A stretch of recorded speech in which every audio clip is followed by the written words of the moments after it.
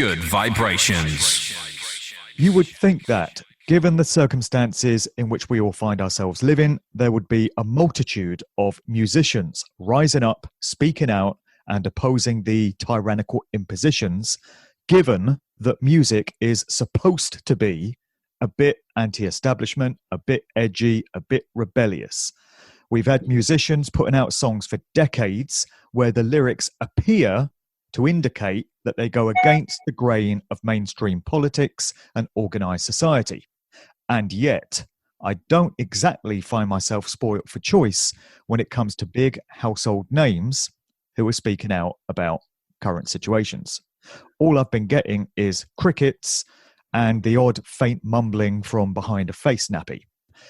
The act I'm chatting to today is one that anyone of my generation will remember from the early 90s, and they might not be the first name that people would think of when it comes to revolutionary messages. And yet, I have to hand it to them. They've stuck their heads above the parapet. They've stood up to be counted. So I'm chatting to brothers Richard and Fred Fairbrass, better known as Right Said Fred. Welcome, guys. Hey, Mark. How are you? Thank you very much for that. And we agree with every word you've just said. Yes, we do. Now, who would ever have believed that we would be chatting in such circumstances as we are?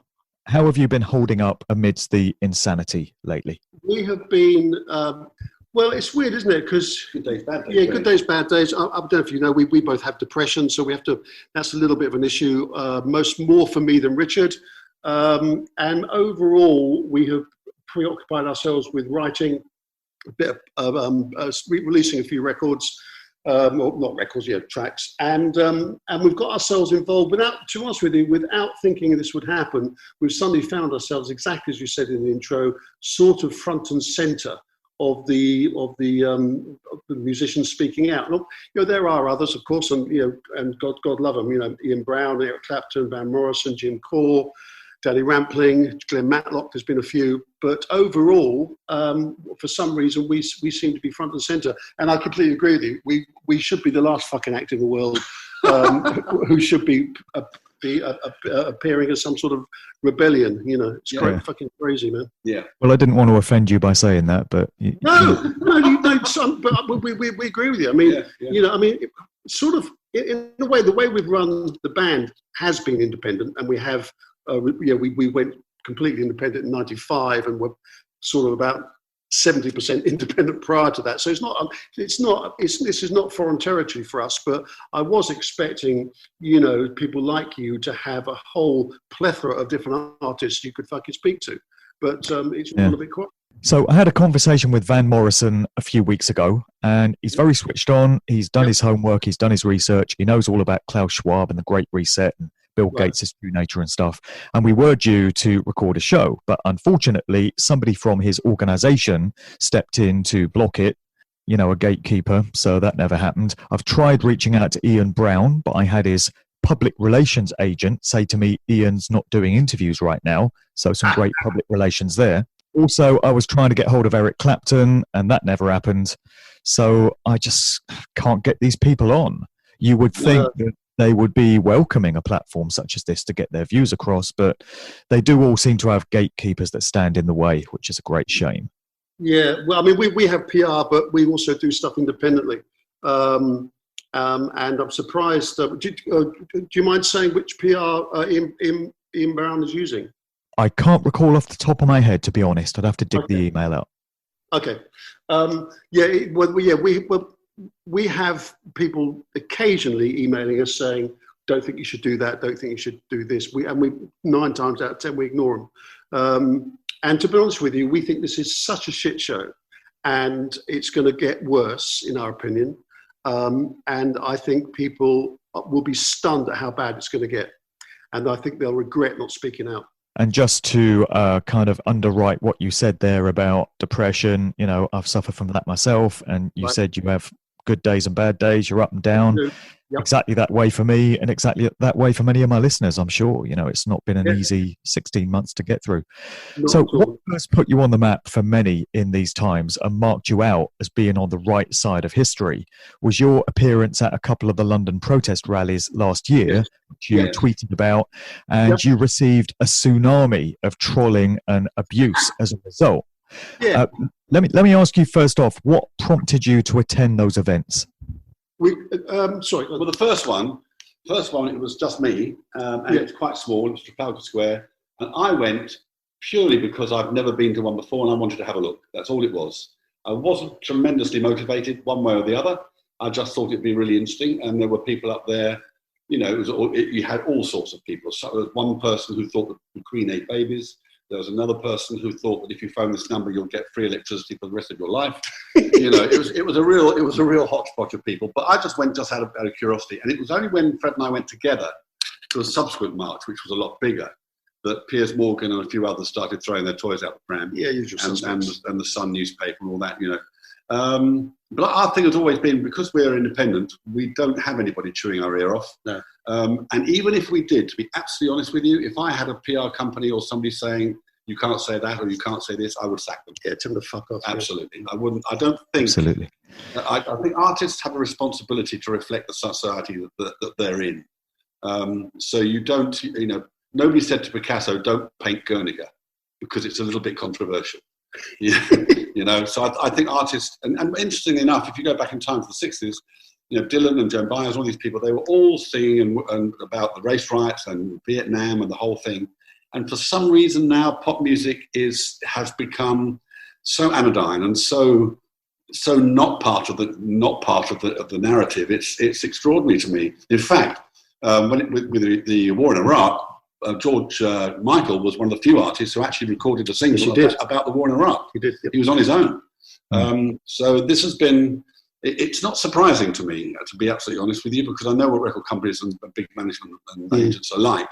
They don't want to ruffle anybody's feathers, and the person who pays the price for that very often is the artist. Yeah, I think also, I think if artists think that everything's going to open up again after next week or even further down the line, it's going to be great. but if they think they're going to be back on the road just because they've had a double vax, I think they are going to be horribly disappointed.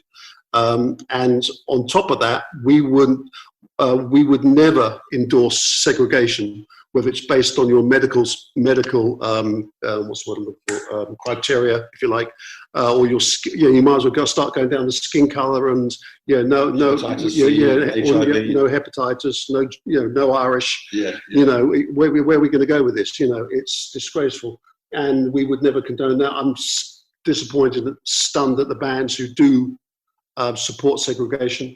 And for me, I'd rather never perform again if it's going to mean that. You can stuff it. Yeah, I agree. Isn't it incredible? You could look back at the way things were in the 1970s and you'd see signs on pubs that would say no Irish, no blacks, no dogs. Yet, saying no unvaccinated is no different to that whatsoever. And yet that's socially acceptable somehow in these times. Yeah. The really sad thing is that so many people seem to have lost contact with the idea that people have freedom of choice. That for me, that's a fundamental right that people have. They have the right to make their own decisions about what medical procedures they indulge in or not. And the Sun today was doing a whole thing about anti-vaxxers and thank God for the NHS and blah blah blah. And you've got that dreadful Ahern woman in New Zealand talking about we are the only truth and all that kind of stuff. It is a very odd place that we've got to, and the most amazing thing is the speed of it. This has not been something that's grown over generations. We have, within 18 months, become one of the most intolerant and one of the most one of the countries most predisposed to separate people one from another, and we have no guidance from Number 10. So one thing I would say is the Labour Party, I think 265 members voted against the mandatory vaccination of care workers yesterday in the House. I'd like to see every single one of those members of Parliament on the streets on the 24th of July in London. Absolutely. They need to be there. It's not good enough to just, to do a little thing on your Twitter and to write a song and all that. What's required is feet on the street. You know, the last time it was over 1 million. What we need is about 2 to 3 million people on the streets of London saying this will not do. Yeah. Yeah, absolutely. What do you think are the most extreme or unacceptable aspects of the government's response to this situation, if it even is a situation? I think the most outrageous aspects are putting other illnesses on the back burner, cancer, rheumatoid-related diseases, heart diseases. I think masks on children is abhorrent. I think lockdowns was a disastrous idea. Anyone who thinks lockdowns work is probably one of those who's probably people in the media who can work from home and have been paid very nicely. The idea that, you know, if you actually think for a minute, you know, your people in abusive relationships, you know, children, mums, wives, and obviously some men, they have been locked in with their abusers. That's what you're doing to these people. I think it's disgusting. I think more than anything, it strikes me that there's a complete misunderstanding in government and in Westminster of the country that they represent.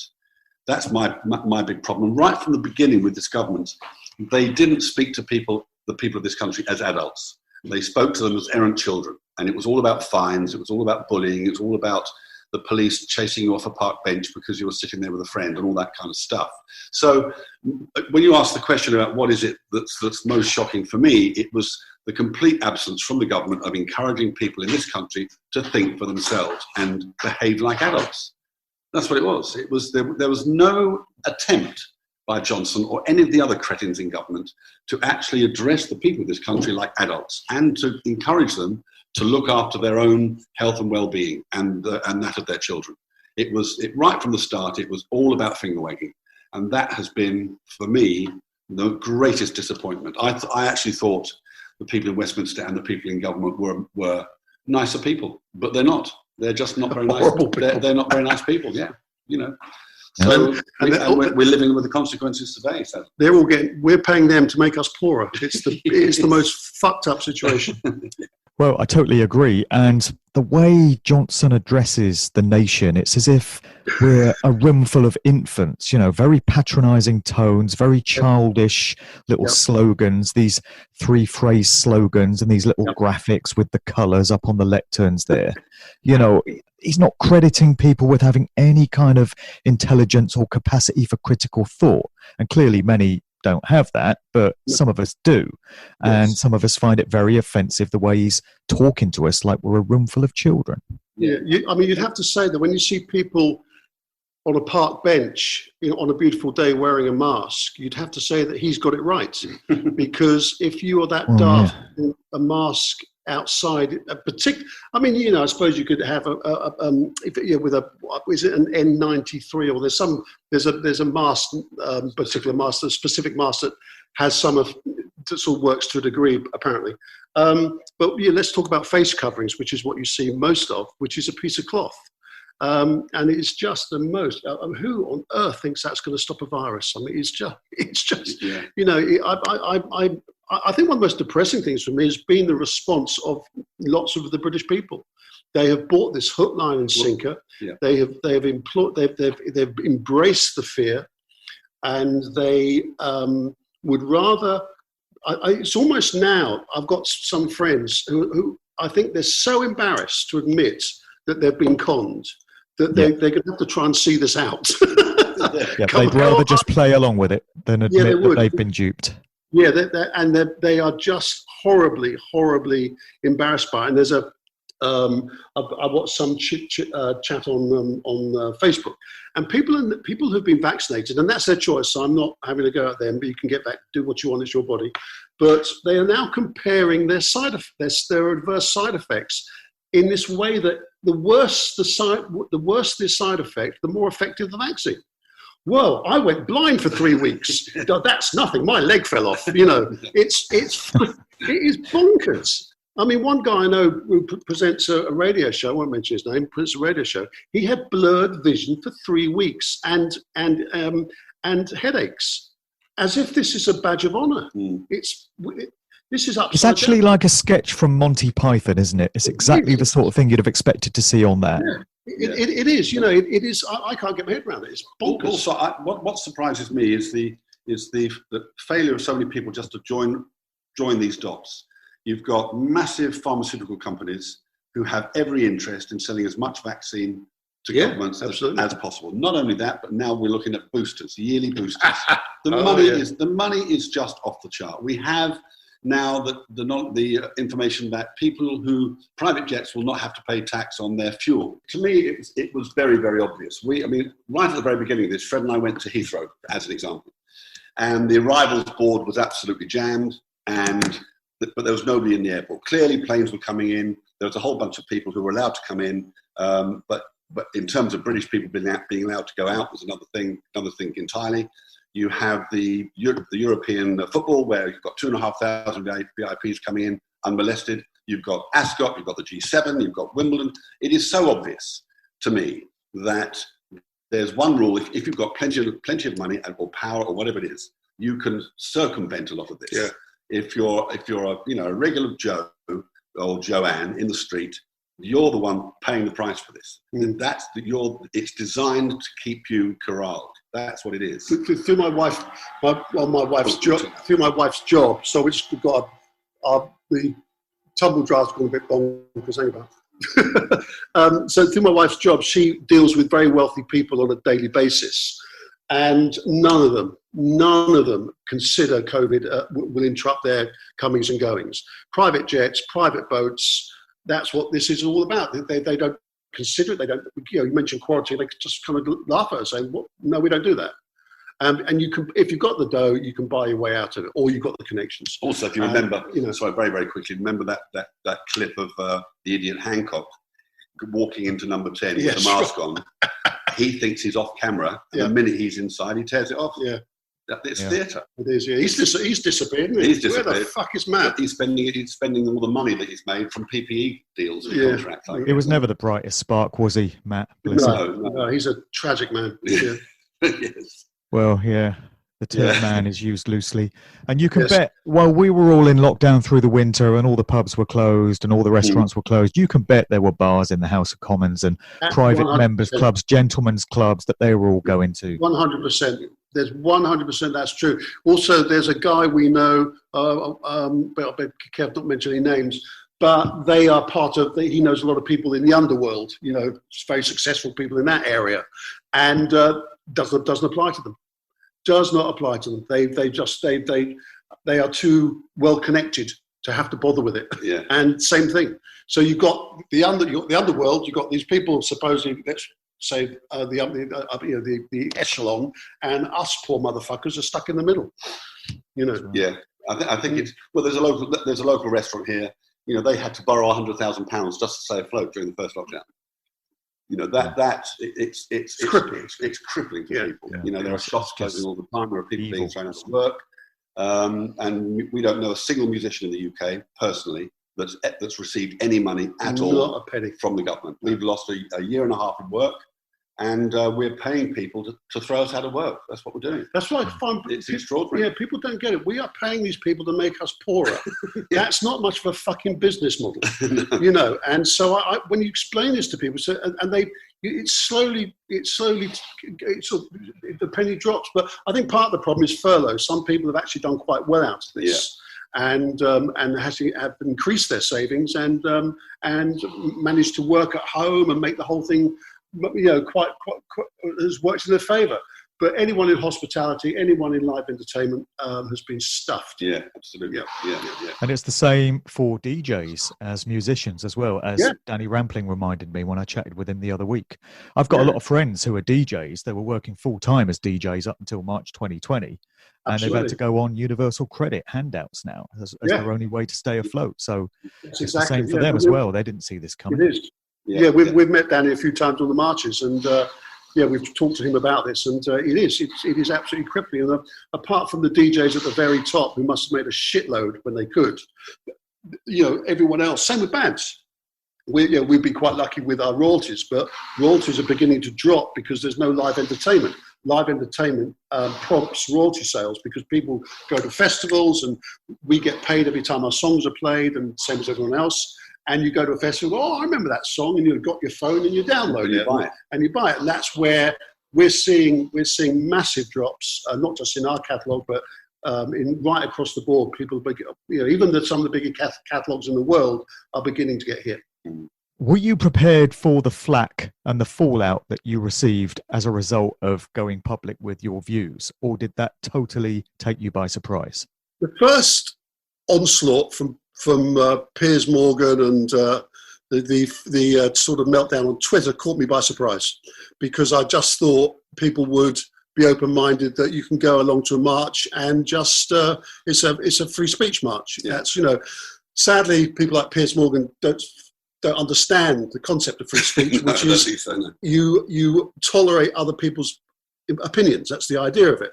Unless they're inciting hatred and violence or something. But so it caught me by surprise initially. Now it doesn't. Once I realised, once I realised that we had poked the bear, then I'm used to it now. And to be honest with you, the flak we get on Twitter, I don't really engage with most of it. We've got a lot of bots going on at the moment. There's a lot of the 77th Brigade flying around, and the other whatever weirdos there are out there. And I don't get engaged. I don't care what they think. If I generally look at their profile, they've normally got about 10 followers since 2009, and the profile pic is normally some football club or something, and I just mute them or I block them, because it's not worth talking to them. And then you get the other, the usual suspects like Dan Hodges and Jeremy Vine. I mean, these kind of bought and paid for corporate messengers. They're fairly. I think this is going to come and bite them on the arse, actually. I also, for me, when we sort of spoke out, it didn't strike me as being a very odd thing to do. No. Living in an open liberal democracy, I just thought, I'll just say what I think. And then suddenly you realise that saying what you think is a big problem these days. Yeah. So, and language has become a weapon to such an extent now that, the Sun was did a ridiculous thing yesterday. Sun hate us. I mean, they hate us, I think. And they were conflating being cautious about this vaccine, this particular vaccine, with being a general anti-vaxxer. Yeah. Get them all jabbed. And it was a very, very unnuanced and ignorant piece. And I think I'm surprised. That one thing that has surprised me is the degree of myopia that the press and politicians as well have approached this. There's one science, there's one truth, and that's it. And we don't want to hear any different. That's true. This is a very complicated. This is a very complicated situation, and I think the politicians and the media would have done us all a great service if they'd recognised that right from the beginning. Yeah. And they didn't. No. It was a very, very binary thing. You're either pro it or you're not. That's it. And I think life generally is always like a divorce. There's two sides to every bloody story, always, and you need to open your mind. And my big criticism at the moment, the thing that's really, really shook me, is the degree to which this government has not encouraged the British people to think for themselves. Well, they don't want that, do they? They've encouraged us to be like sheep, and to follow the arrows and wear this and wear that and do this and do that, rather than appealing to the innate good sense of most people. There will be a few idiots, obviously, but broadly speaking, British people can be trusted to think for themselves. But we should be encouraged. But that was the same thing with Lorraine Kelly and that Dr. Jones, whatever his name is. Dr. Hillary. Hillary. And they were just the way they talk down to people is just breathtaking. They should put cartoons up, really. Yeah, they should. They might as well do glove puppets. Glove puppets, exactly. It is. I'm sort of embarrassed for them. We've met Lorraine Kelly. We've done her show a few times. I thought she was a pretty open-minded lady. But they have just drunk the Kool-Aid. Yeah, they're calling in all their assets, aren't they? The assets are being commissioned to do what they're paid for, and it's really sorting the sheep from the goats. You're finding out who is completely owned and controlled, and who is able to think for themselves. And all credit to you in that you're able to think for yourselves and you're able to say what's on your mind. But it seems many musicians and TV presenters and other celebrities just aren't able to do that. They're just being called upon to reinforce the official narrative. Yeah, I mean, I think to be generous with some people, you know, if they know their job depends on it and they've got a wife and kids at home and a mortgage to pay, I can understand the pressure that they're under to toe a certain line. We're lucky in as much as we can divorce ourselves from the machine, if you like, because we're independent and we have an income stream which is unaffected by this. So we're in a fortunate position. But for a lot of people in the corporate world, particularly if they have large outgoings, they have a family, they've got a mortgage, all that stuff, that's the leverage. That's where it would be very, very tough. You can make those decisions for yourself and you can throw yourself onto the street if you want. But would you want to do that to your wife and your kids? I think that's a big issue. Yeah. So we need to be a little bit generous, I think, if we can, to people who might be seen to be towing the line, but under great pressure. I'm prepared to admit that it's not an easy thing to do for everybody. Just not Piers Morgan. Not Piers. I don't understand. Piers Morgan is an ex-journalist. I would have thought as a journalist, one of the key things that you need to have is curiosity. You need to be curious. You need to know why A is A and B is B. Why does that person think that? What's the government telling me that might not be true? It's like when Jeremy Paxman said, when I see a politician talking to me, or see their mouth moving, I'm thinking, why is this bastard lying to me? That was his first thing. And so I'm surprised at any journalist that doesn't hack down and drill down into the numbers and really, call people out. This is, and one of the things, I don't know whether this is true or not, but Ofcom there was a principle whereby Ofcom could tell you that you weren't allowed to peddle what they call misinformation, which of course is just another truth for somebody else. So some news outlets may be very cautious about their license if they are seen to be disseminating false information or whatever else you want to call it. So there is this connection with Ofcom. Ofcom are not necessarily being the completely unbiased bystander in this. It has got, when you get things like the Teletubbies doing a pro-vax episode, and you've got Ariana Grande doing a pro-vax video. It's a very, very, very nasty, toxic, and very deep deceit that's going on, and it shows the desperation, because if they thought they were being rational and fair, they wouldn't do this. No. This is bullying. Yeah, and bullies don't like to be bullied back, and I think that's why I think Macron. I will be stunned if this works in France. I think the French just won't have it. I think there'll be enough dissent, but we'll see. I mean, as we said earlier, where is the line in the sand? And that's the thing. The French are a pretty good barometer, because they are very keen on being French and being left alone. Hopefully they picked the wrong nation to fuck with there. I think they may have done, and that I've always liked France. I love the fact the French do not buy into the whole, the Americanization of a lot of stuff, and I've always liked the French, and been going to France. We've never sold any fucking records there, which is a bit of a shame. but I do like them. But we'll have to wait and see, because it's really early days, and this last push that they're trying to do, I think could disappoint them. I think they might come undone. It's important to mention also that there are lots of other countries. There are big demonstrations in Berlin, big demonstrations in Ireland. France are not alone. Greece. Greece. Yeah. So I do worry about the UK. We seem to be sleepwalking into this kind of could be medical dictatorship, and I don't. The problem is if we don't wake up soon, it'll be too late, and we won't be able to backtrack. The damage will be done. So I think, like with the crime and sentencing bill that went through last week, where protests, if they cause unease, it's a problem. If they're too noisy, it's a problem. Gradually, ever so gradually, some fundamental rights and freedoms are being chipped away at, and we need to be aware of it. It's going to be an interesting rest of summer. It is, I think. Quite a crucial rest of summer. Yeah, well, there's rumours of a very long lockdown starting in September. Whether that's true or not, but I certainly think if it happens, that will be a tipping point for a lot of people. I thought the changing of the green list to amber list with the Balearic Islands and Mallorca that's happening on Monday, I think that is groundwork for, oh no, there's a new variant, we have to lock down again. Yeah. And I think they've gone into lockdown in 2 states in Australia based on 75 cases. Yeah. And I think in Victoria, what the fuck is that? In Victoria, it's the 6th lockdown, number 6. Yeah, they keep doing these snap lockdowns, don't they? Yeah, and also what's interesting in terms of big pharma and the money that you can make off vaccines now, they're talking about boosters, which will be, if you've got an investment in big pharma, this is great because every single year you can get loads and loads of vaccines out. So you've got the boosters, and then now they're talking about testing you for flu. Yeah. Right. So therefore, if the test will cost money.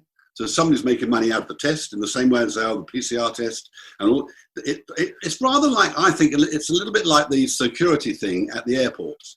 If supposing the Middle East suddenly became the Garden of Eden and everybody loved each other and terrorism was completely just a forgotten dream, the security at the airport would never go because there's too much money being made on it.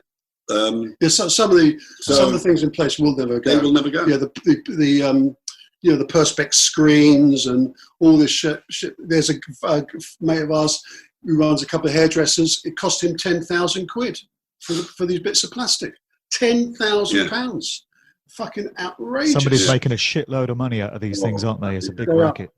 Yeah. There's also, interestingly, news this morning that they reckon I can't pronounce his name, the ex-Prime Minister of Haiti, who was killed. They reckon he was killed to silence him because he was about to reveal something about the vaccine. I don't know whether that's, whether that story is true, whether, and he was shot and that's all killed. But whether it was due to a direct connection because of his feelings on the vaccine. But there are 4 other. There are 4 other African prime ministers who have all found, met an untimely end. Connected, some believe, to sort of dissent and not being totally on board with the vaccine. Yeah. Notably, the president of Tanzania, who exposed how the PCR test was testing positive for samples from goats and pawpaw fruits. Yes, and then a few months later, he just happens to have a heart attack. Go figure.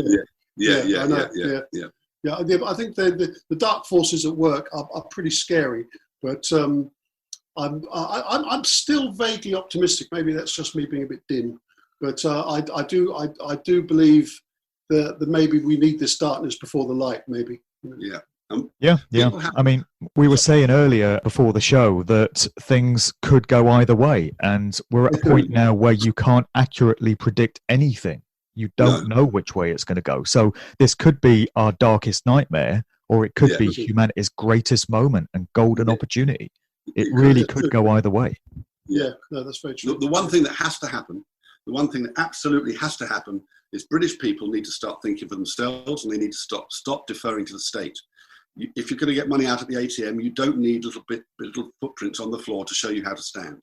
You do not need arrows on the pavement. You do not need the thing that slides across the cigarette thing so you can't even see a cigarette packet. Stop deferring to the state. Look after yourself, think for yourself, and recognise that the state is just a bunch of people that you're paying. So with all that flack you were getting online, didn't you incur the wrath of Jedward amidst all that? Jedward were tagged on quite a few of the tweets. Were they? Yeah, but they never said anything to us. They never laid into you directly?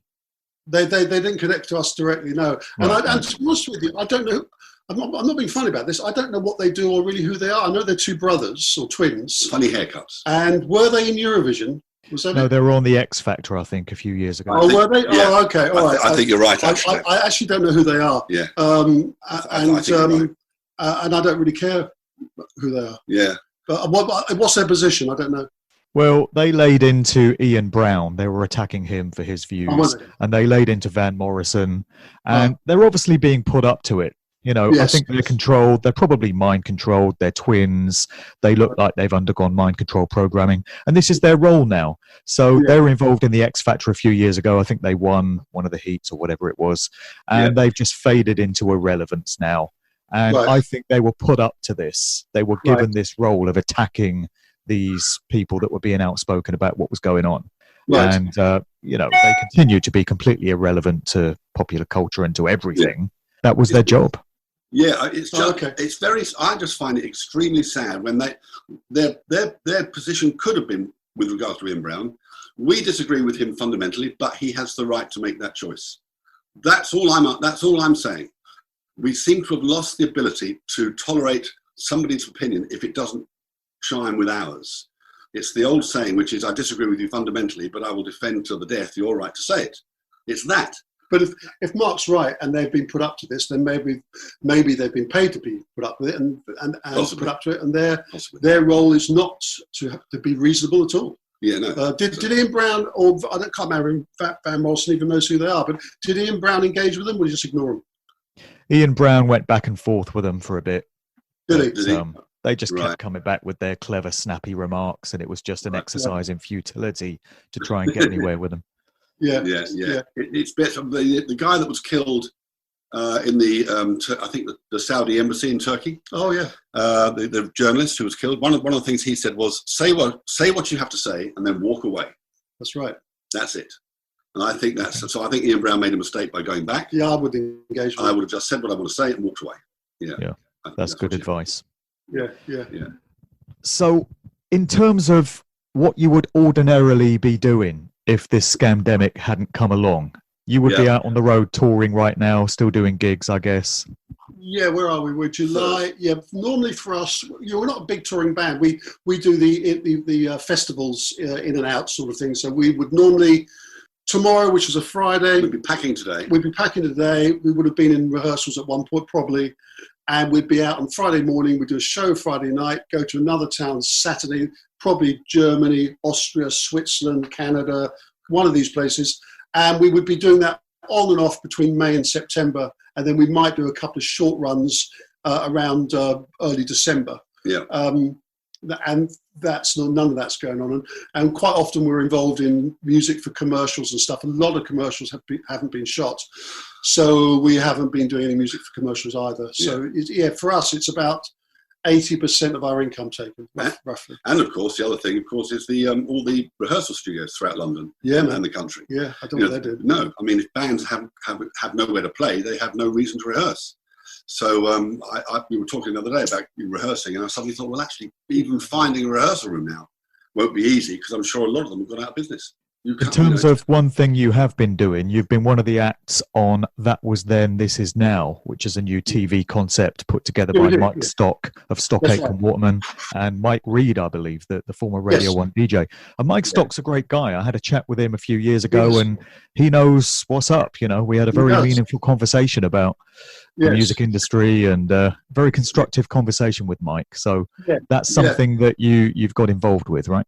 Yes. We Mike approached us, and Mike Reed. We know both of them, and we did the TV show. It was slick. It was really how TV should be, which is in and out for bands. And you're right, Mike is very plugged in. He knows exactly what's going on within the music industry and beyond. So we were happy to do it. Some of the other bands, I think Toya did it, and Paul Young, and a bunch of different people.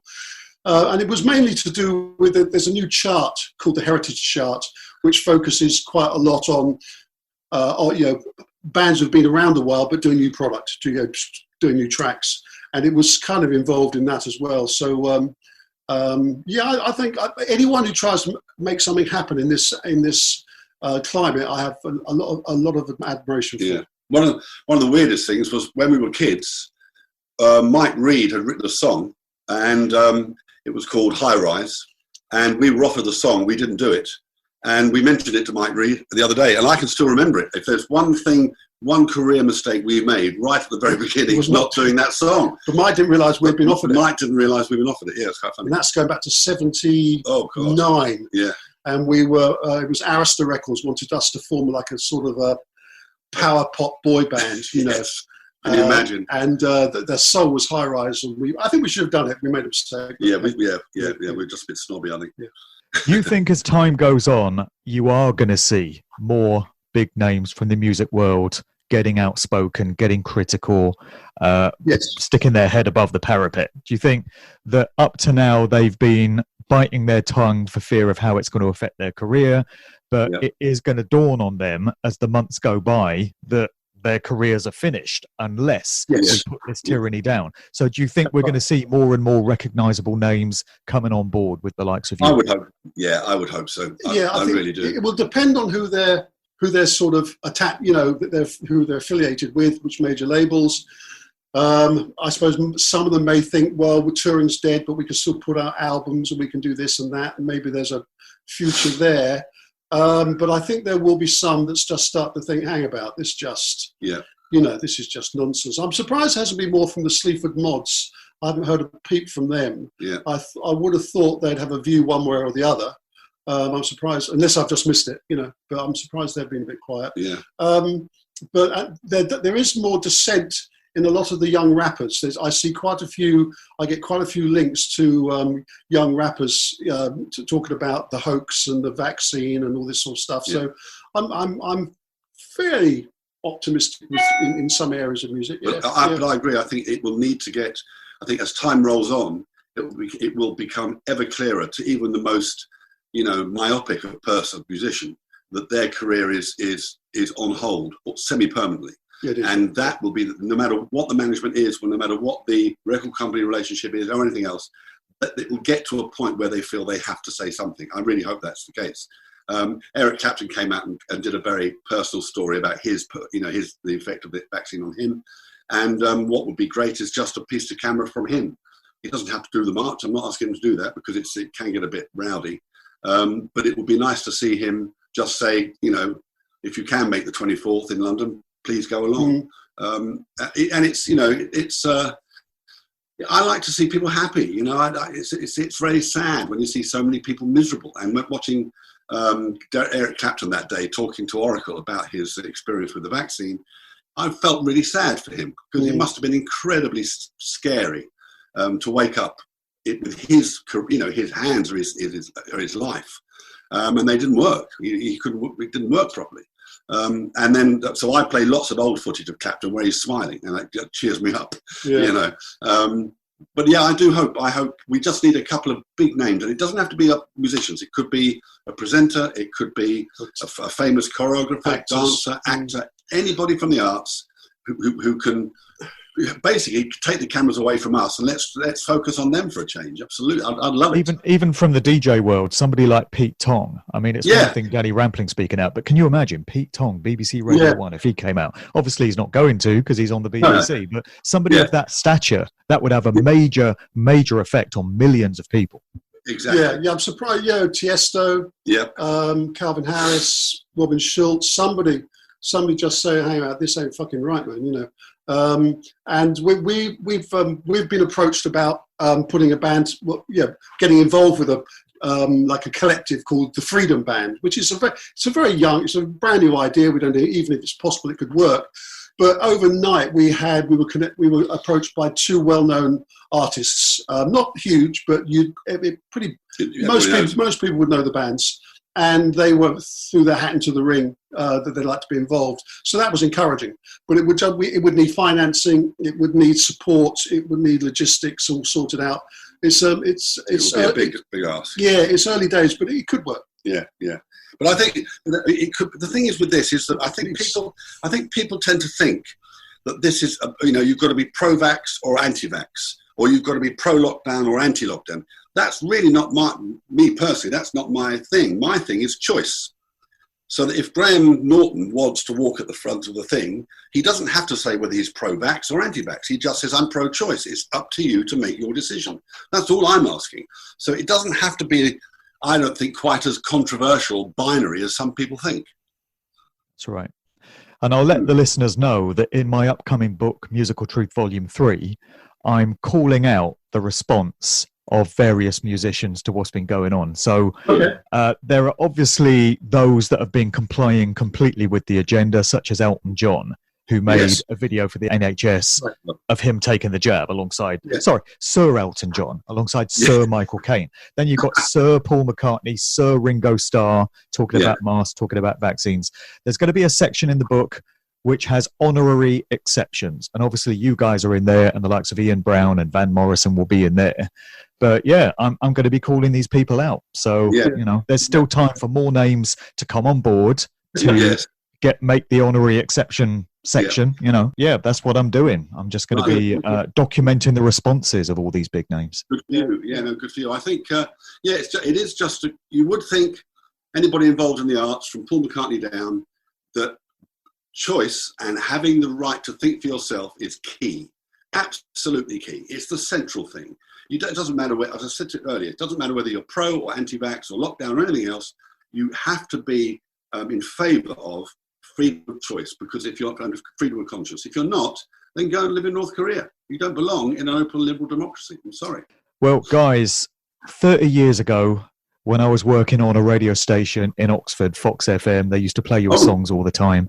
I never would have dreamed that 30 years into the future, we'd be having this kind of conversation in these kind of circumstances. Yeah. But life has a habit of dropping these kind of surprises on you, doesn't it? It does. It does indeed. It does. Absolutely. Yeah. No, it's we are unlikely rebels, aren't we? Much respect to you. You're putting your money where your mouth is, or sticking your head above the parapet, or whatever the appropriate statement is.